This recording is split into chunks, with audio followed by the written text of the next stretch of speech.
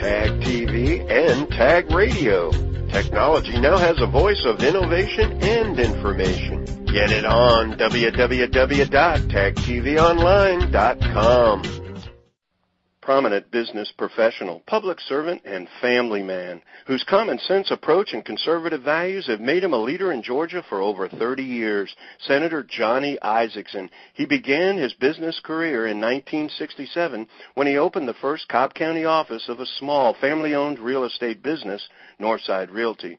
Later, he served as president of Northside for 20 years, presiding over the company's growth into the largest independent residential real estate brokerage company in the Southeast and one of the largest in all of the United States. In 1974, he entered politics and served 17 years in the Georgia legislature and 3 years as chairman of the State Board of Education. In 1999, Johnny was elected to the U.S. House of Representatives and served with distinguished honor, re-elected for 3 consecutive terms. Next came his election in 2004 to the United States Senate. Greetings, everyone. It's Tuesday, May 19, 2009, and this is Tech Talk with Technology Association of Georgia President Tino Mantella. Our special Government Leaders series on technology's issues and answers continues as Tino speaks with Senator Johnny Isakson, a proven Washington leader who helped pass the largest tax cut in a generation, worked to strengthen our armed forces, and was an original author of the No Child Left Behind Act, considered one of the most significant improvements to our education system ever accomplished. From immigration reform to a commitment to lessening our dependency on foreign oil and pushing for alternative energy sources and conservation, he remains at the forefront of both leadership and vision for our state and for our nation. The Tech Talk turns to solutions for keeping high-paying, high-tech jobs in the United States and to improving K-12 education in science, technology, engineering, and math. From healthcare high cost and the utilization of health IT to an important issue for our rural, statewide economic growth, the use of advanced broadband connectivity, and the money needed to make it all happen. As Tino goes to Washington and we Tech Talk with University of Georgia graduate and Marietta longtime resident, business leader, politician, and community leader, the Honorable Senator Johnny Isakson. Senator Isakson, thank you for joining me on Tech Talk today, and thanks for your great work on behalf of the state of Georgia and for our country. I'm delighted to be with you. Thank you. Well, we've got about 15 minutes and I'd like to cover a few topics with you, and let's start out with health IT. Being that this is Technology Association of Georgia, and most of our listeners will be people that are stakeholders in technology. Healthcare costs certainly are on the rise and doesn't look like there's any relief in sight. I know that the President recently announced an initiative where perhaps the insurance costs are going to be controlled. I guess we'll see that coming down the pike if people believe that that's actually going to happen. But one of the things I would think is that health IT and products and services in that area can actually control costs. What are your thoughts on that whole area of IT where it stands today? Well, there's no question that the cost of medicine is probably the single biggest concern we're facing in Washington and American businesses are facing in terms of the cost of their group medical care. And health IT is one of those key components to making a fundamental change in the cost of health care for the better. It's estimated there are 82,000 lives a year that are lost because of medical errors, and in almost all cases, those errors come from a lack of good information. It's amazing that I can go to a bank and take $200 out of my checking account at 10 o'clock at night with using an ATM card, but when I go to the doctor for my first appointment, I have to sit down with a nurse and spend about 20 minutes filling out my health records and my health history, where if everybody in the country had a ATM-like card that had their health information embedded in it, their blood test, their blood type, their various prescriptions they take, any past procedures they'd had, it would be of tremendous help in emergency situations to be able to, for the physicians and the nurses to know the information they really needed to treat that patient. Equally well, you could become much more paperless in terms of prescriptions, in terms of medical directives from doctors, in terms of doctors or specialists exchanging information between their practices on a single patient. So health IT is a major step that we must take and facilitate at the federal level to improve in terms of reducing costs, first of all, but also reducing unnecessary loss of life through medical errors. The Veterans Administration, which Time Magazine wrote as the gold standard for medical IT, has really advanced tremendously in terms of using medical IT. It's a little bit easier in the VA because you have a controlled group of people. They're members, they're veterans of our armed services, but nonetheless, it's proven extremely beneficial in terms of the VA and its service to its clients, and it would be a great service for the citizens of this country if we could get it facilitated in the United States. Now, I understand this is a bipartisan issue. Is that correct? And it is. Does that mean that it'll how long do you think it'll take before we actually start to see a national IT? Well, as you know, the president put some initiative in the stimulus on medical IT, although not nearly enough to accomplish it.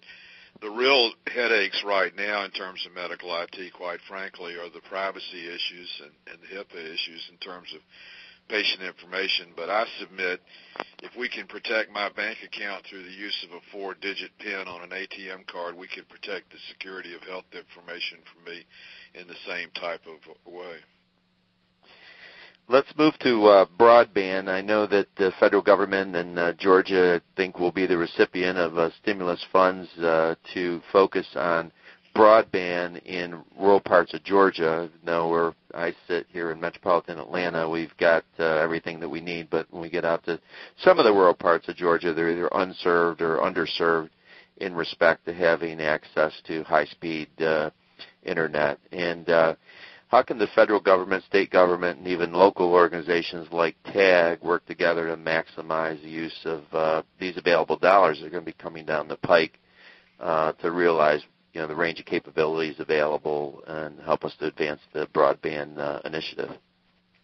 Well, I would hope TAG and other groups will get involved with the governor's office in terms of the deployment of the stimulus money that's coming that's designated to broadband. The last mile service, which is the issue there in rural areas or sparsely populated areas, is difficult to provide because the cost of the infrastructure is so much compared to the potential return from the number of customers. So anytime the federal government is investing making a capital investment like this, it's best for that money to be invested in those areas most in need of broadband and most underserved, and that would be something I'm sure TAG can help provide information to the governor's office to make recommendations on the areas most to benefit from that broadband money. Yeah, we're actually working on that. One of the things we're looking at is pre- and post-testing for people in the rural areas, say at the schools, emergency response areas, health institutions, where we understand exactly where they stand today in terms of being the recipient of broadband. So as it's implemented in these communities, they're actually going to be able to hopefully take advantage of the opportunity. Yeah, that's very important that y'all be engaged in that to help the state make those critical decisions. Moving on to high-tech jobs, and I've heard you speak, Senator, on this before, and some of the issues today with the H-1B visa and also just how the U.S. Seems to have potentially, if not already, been slipping in the area of creativity or science and technology and engineering. Certainly we know that engineers that are being pumped out in respect to graduation from India, places like India and China are far surpassing what's happening here in the U.S. So it does seem that the more this trend continues, the harder it will be to keep high-tech jobs here and not have them outsourced. And so how do we reverse that?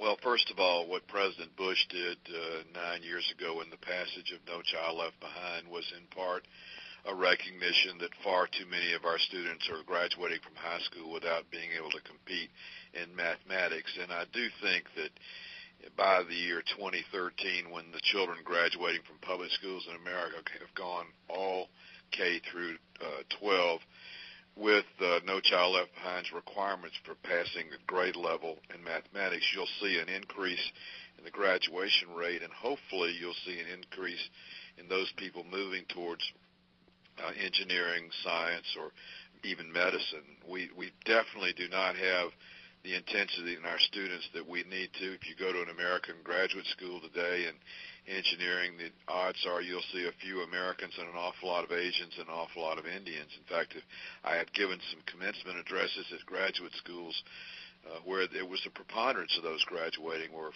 foreign nationals who had come to the United States to study and were going home. I've oftentimes said that, today when a foreign student graduates with a degree in math or science from, say, Georgia Tech or Purdue or MIT, they get two certificates at the graduation. One is their diploma, the other is a deportation notice to go back home. And what we ought to be doing is giving them a green card or an H-1B visa automatically to keep that brain power in the United States of America. As you know, Lamar Alexander, the senator from Tennessee and former Secretary of Education, did a lot of work along with Jeff Bingaman from New Mexico on legislation we passed on science, technology, math, and engineering, the STEMs, really trying to do everything we can to incentivize public education to focus on math and science. When I was chairman of the State Board of Education, we included science as a required exit test for the graduation test to try and raise the visibility of science. And quite frankly, a lot of jobs in the last 15 to 20 years have gone away from math and science and more towards finance because of all the money that was being made on Wall Street. I certainly wouldn't want to ever go through what we went through the last quarter of last year in the financial markets, but it may have served as a way to get people to wake up and look at other alternatives to make money other than Wall Street, and one of them being engineering, science, and discovery. Well, that's interesting, and I've heard you state that before, and I know the folks listening in on this are very supportive of that position. You take a company like Lockheed here in Georgia, and really around the U.S., and they say that 35% of their people, their engineers, are going to be retiring in the next 5 years. So you have to scratch your head and say, where are those positions going to come from? So it's a key issue.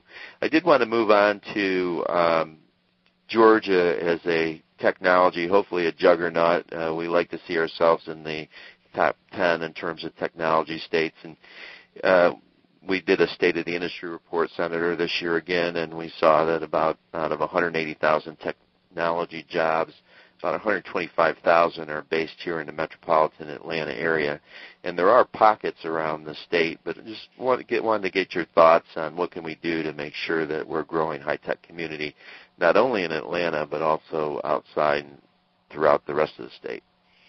Well, there are a number of things. Number one is keeping it on the top of our agenda at the Department of Industry and Trade, and I know Ken Stewart is doing that. We have an awful lot of high-tech investment in this state, and as you say, a tremendous amount of it is centered right around Atlanta, And one of the reasons for that, quite frankly, one of the top engineering institutions in the United States, which is Georgia Tech, has been a centerpiece for attracting business development. The Advanced Technology Development Center, which has been in place now for a quarter of a century, has incubated many companies that today are major high-tech companies in and around the Atlanta area and are known nationwide. I think that's a good example of what we can do at other universities to incubate technology-related jobs or technology-related development for jobs. Another thing we can do is make sure that you've got the infrastructure that supports the high-tech industry, and the best infrastructure is the quality of your students and your workforce. And the more we can work through our adult and technical education system, which is the best in the country, to have training programs for technology-based jobs, the better off we are at being able to attract people to come to Georgia and bring their technology business with them.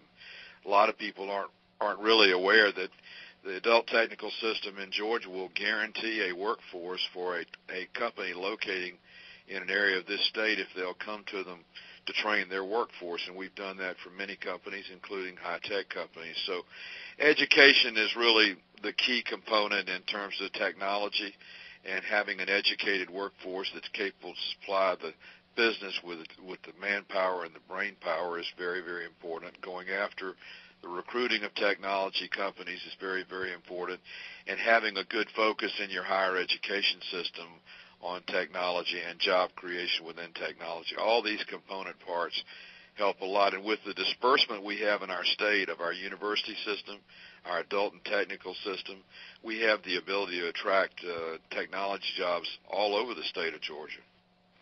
Well, Senator, unfortunately we're out of time, but I do appreciate you coming on the TAG Radio today, and thanks for all the work you do, and best wishes in the future. It's great to be with you. Thank you very much.